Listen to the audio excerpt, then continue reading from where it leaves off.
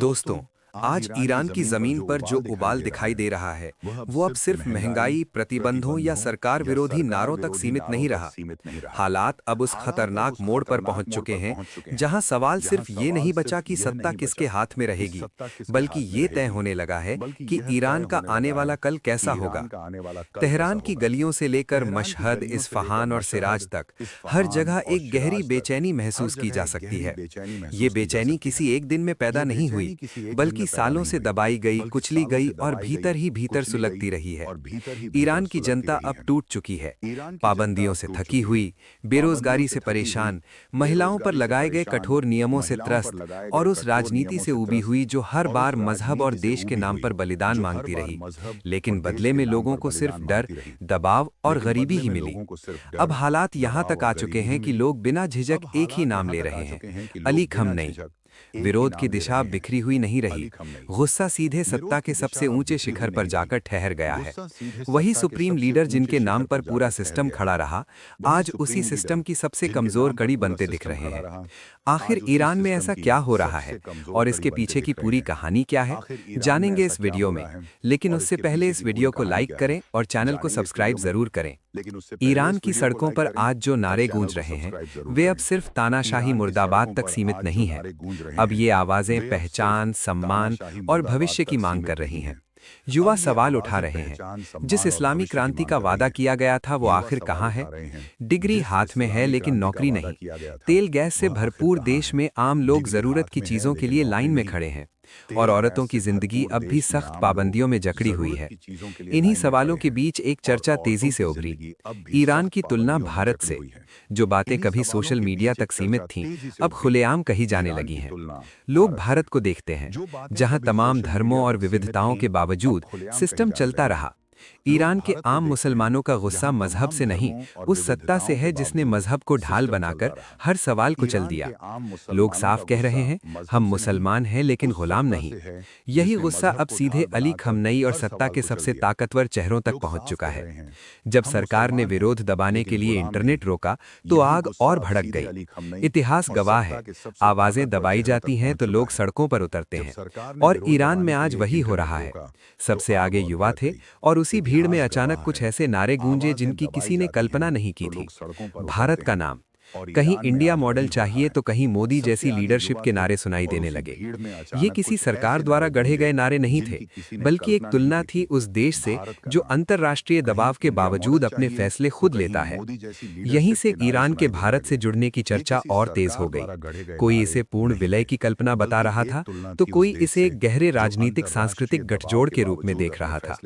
दरअसल भारत और ईरान के रिश्ते नए नहीं हैं। सभ्यता, व्यापार और संस्कृति सब कुछ सदियों से दोनों को जोड़ता रहा है।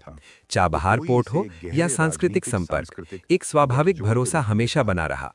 कई ईरानी खुलेआम कहते हैं, भारत ने कभी उन्हें ना मजहब के नाम पर ठगा, ना सत्ता के नाम पर। इसी बीच सत्ता के गलियारों से एक और सनसनीखेज खबर उभरी। खुद अली खamenei भारी दबाव में है। कहा जाने लगा कि विरोध सिर्फ सड़कों तक सीमित नहीं, बल्कि सिस्टम के भीतर भी असंतोष फैल चुका है। कई धार्मिक चेहरे चुप हो गए हैं, समर्थन पीछे खिंच रहा है। अफवाहें यहां तक पहुंच गईं कि खamenei इस संकट से निकलने के लिए भारत से संपर्क साधने की कोशिश कर रहे हैं, और कुछ लोग तो मोदी से सीक्रेट बातचीत की बात भी करने लगे। सच्चाई कोई नहीं जानता, लेकिन इतना साफ है, ये चर्चाएं बेवजह नहीं उठती। ईरान की जनता आज किसी एक खेमे में नहीं, बल्कि अनगिनत सवालों के बीच खड़ी है। डर टूट चुका है, और जब डर टूटता है तो इतिहास करवट लेता है। अगर मौजूदा सिस्टम नहीं बदला, तो ईरान को किसी बड़े फैसले की ओर बढ़ना ही होगा, और उस फैसले के केंद्र में बार बार एक ही बात लौट कर आती है, भारत। यही कहानी उस मोड़ पर ठहर जाती है जहां सत्ता खाली नहीं है, लेकिन कमजोर जरूर पड़ चुकी है। सड़कों पर गुस्सा था, दिलों में उबाल, और हवा में ऐसे बदलाव की गंध जो सिर्फ ईरान नहीं बल्कि पूरे एशिया का संतुलन हिला सकता था। ईरान अब वैसा नहीं रहा जैसा पहले था। सड़कों पर उतरी जनता सिर्फ सत्ता बदलने नहीं निकली थी, वो पूरे सिस्टम को पलट देना चाहती थी। इसी उथल पुथल के बीच तेहरान के पावर कॉरिडोर में बेचैनी चरम पर पहुंच चुकी थी। अली खamenei अब सिर्फ सुप्रीम लीडर नहीं रहे, बल्कि हर तरफ सवालों से घिरे एक नाम बन चुके थे। संसद के भीतर भी माहौल गर्म था। खुले मंच पर खामोशी थी, लेकिन बंद कमरों में तेज चर्चाएं चल रही थीं। कुछ वरिष्ठ नेताओं की एक ही राय थी, अगर ईरान को बचाना है तो असाधारण फैसला लेना होगा। और उन्हीं बैठकों में बार बार एक चौंकाने वाली लाइन उभर रही थी, ईरान को भारत से जोड़ने की बात। अब ये केवल जनता की कल्पना नहीं रही, कई प्रभावशाली नेता मानने लगे थे कि पश्चिमी पाबंदियां, अंदरूनी विद्रोह और चरमराती अर्थव्यवस्था के साथ ईरान अकेले टिक नहीं पाएगा। चीन पर भरोसा डगमगा चुका था, रूस अपनी जंग में फंसा था और भारत एकमात्र ऐसा विकल्प दिख रहा था जो ताकतवर भी है और ऐतिहासिक रूप से दुश्मन भी नहीं। आम ईरानी मुसलमानों का रुख साफ था, गुस्सा इस्लाम से नहीं, उस सिस्टम से था जिसने इस्लाम को डर का हथियार बना दिया। मस्जिदों से लेकर बाजारों तक लोग कहने लगे कि उन्हें डर में नहीं, इज्जत से जीना है। और जब भारत का नाम लिया जाता तो उसमें नफरत नहीं बल्कि उम्मीद झलकती थी।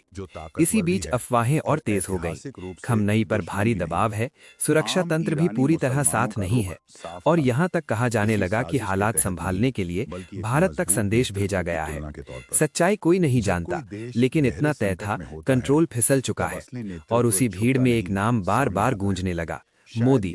किसी साजिश के तहत नहीं बल्कि एक मजबूत नेतृत्व की तुलना के तौर पर। जब कोई देश गहरे संकट में होता है तब असली नेतृत्व छुपता नहीं, सामने आता है। शायद यही वजह है कि ईरान के भारत से जुड़ने की सोच अब और तेज होती जा रही है। अंतर्राष्ट्रीय मीडिया भी इस बदलाव को नोटिस करने लगा है। हेडलाइंस बदल रही हैं और दुनिया की बड़ी ताकतें बेचैन हैं, खासकर चीन। लेकिन जमीन पर हकीकत साफ है, जब जनता सड़कों पर फैसला कर लेती है तो टैंक और बयान ज्यादा देर टिक नहीं पाते। खबरें हैं कि भारत पूरे हालात पर बारीकी से नजर रखे हुए है। कोई आधिकारिक बयान नहीं, कोई जल्दबाजी नहीं, लेकिन कूटनीतिक हलचल साफ महसूस की जा सकती है।